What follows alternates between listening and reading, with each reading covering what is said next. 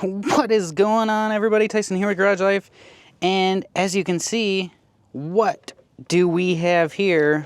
We have the new Team Corally Kagama 4.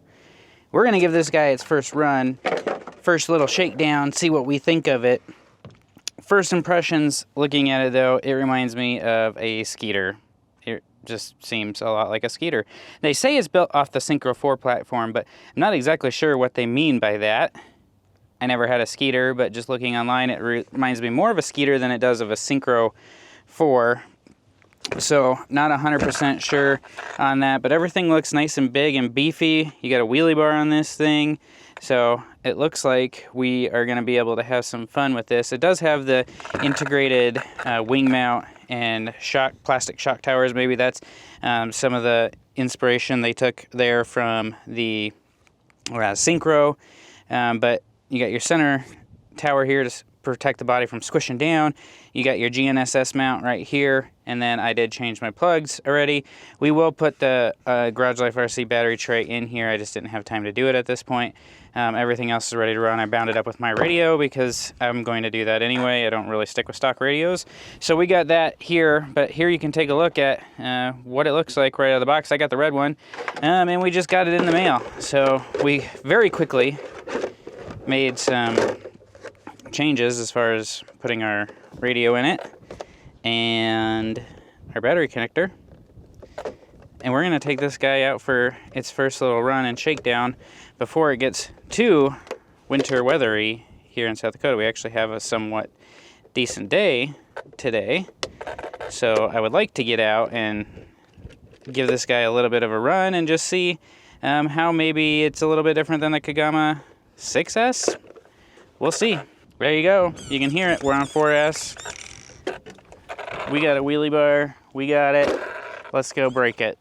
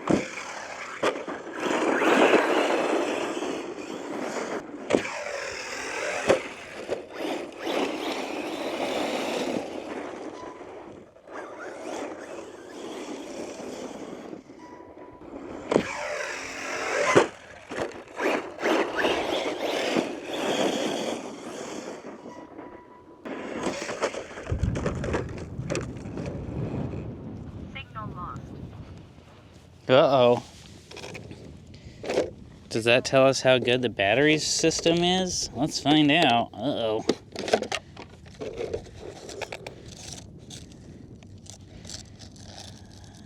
Oh, man. See? We broke a battery strap. Not what you'd expect to break. That's why you need the Garage Life RC battery trays in here. Man. What are we gonna do? See if we can rig it up to give us a little bit more of a run. Go see if we can do that.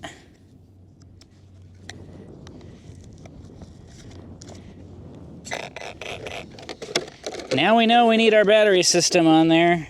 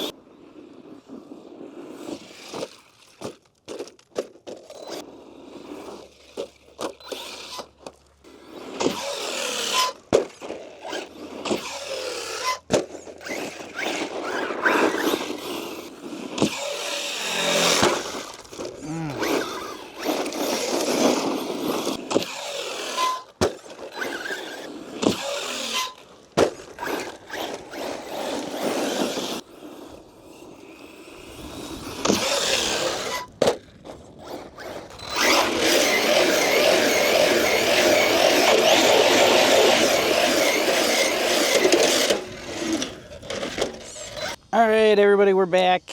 We are done with the run. We're gonna go see what, if anything, happened with this thing other than what I know about.